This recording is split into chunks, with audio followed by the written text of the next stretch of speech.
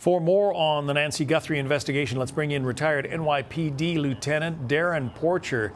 Darren, as I just said, it's 3 weeks in now, and so far nothing. How optimistic, I guess, are you that they're going to come to some kind of closure in this investigation soon? Well, John, I think we've made significant progress in the investigation. When we look at the triangulation as to what's been extracted, one, we have potential DNA from the perpetrator that's going to be processed through the CODIS database. That can be quite telling as it relates to an identity. The second piece, we've extracted a holster, and this is a Strategy brand holster that was purchased for $11 from Walmart. Three, that third component would be what we see as it relates to this Ozark Trail backpack. So when we look at those three components, they can be quite telling as to us establishing an identification. Because when we speak to the two items that were purchased from Walmart, that being the holster as well as the backpack, law enforcement can now zero in on the time when both of those items were sold, and that can possibly provide us an image of the suspect, coupled with the corroboration of the DNA evidence that's going to be found in the CODIS database. Yeah, I guess that's assuming that the two were purchased together, but even if they weren't, if you get those two items purchased at Walmart's and you can run down the credit card record or whatever of who bought them, pretty good indication you're on to your suspect here. Well, John, the credit card component is one piece, but remember, if you make a if you do a cash purchase in Walmart, they will still store that item being sold in cash. So you can always go back to the video and see when this cash purchase occurred at Walmart as it relates to the two items. They may not have been purchased together, and that's fine. But if we can corroborate the same individual making both of these purchases, it now adds to a greater relevance in establishing an identification and an image of the suspect in question. Yeah, when that video came out, I think it was Tuesday into Wednesday of this past week, it seemed like, you know, the smoking gun almost, that you were going to be able to identify the suspect pretty quickly and make an arrest even. I imagine that there are elements of that video that have not been released. There seems to be at least one edit in it. And I imagine that authorities maybe have some better views of this suspect than they're even releasing on the video. Would you agree? John, I would agree, but we also have to take in consideration the information that's been produced by that video has been tremendous.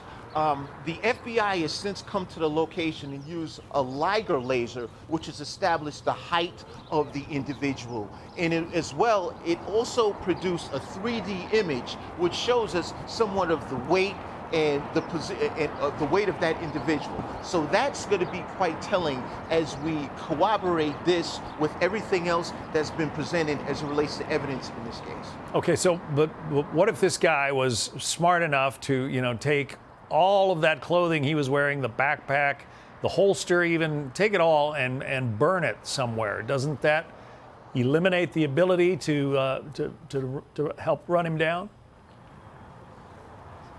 Well, John, as I mentioned in the earlier part, if we're able to capture video from this individual making a purchase in the Walmart, even if we don't find him in possession of this, what it does is it produces an image. That's one piece of evidence. This is multifaceted. When we speak to the DNA, that's another piece of evidence. Once again, this is multifaceted. What it does is it allows us to build up the informational pathway to find out who this individual is, and that's how we can effectively bring him into custody and charge him in accordance with the law.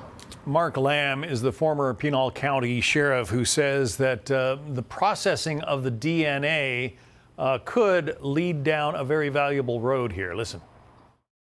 Let's remember, this is a sheriff's case. This is not an FBI case. And so the sheriff is going to do what he thinks is best with the evidence. DNA is not like a TV show where you get the results within no time and you figure out who did it by the end of the show. DNA is it takes time, and there is a place in Florida where you can actually process DNA against familial DNA. This would be anybody that might be related to a suspect. So if they get authentic DNA from this, porch, the creepy porch guy, if any of his family members have submitted DNA to one of those testing, familial testing sites, they may be able to come up with a suspect pretty quickly. John, you're absolutely right. We look at a contrast and comparison. When we look at the Brian Kohlberger killing, it was the genealogical DNA that produced the match on who Brian Kohlberger was. So this has been used in the past. This wouldn't be a first-time occurrence. So when we look at the two pathways that we have as law enforcement to pursue as it relates to DNA, we do have a plausible path to success. But one of the challenges with DNA is the more you analyze it, the more you degrade it. So it's important that we do the right thing the first time as opposed to having to doing it all over again. Retired New York Police Department Lieutenant Darren Porcher. Darren, thanks for your expertise. Click here to subscribe to the Fox News YouTube page to catch our hottest interviews and most compelling analysis. You won't get it anywhere else.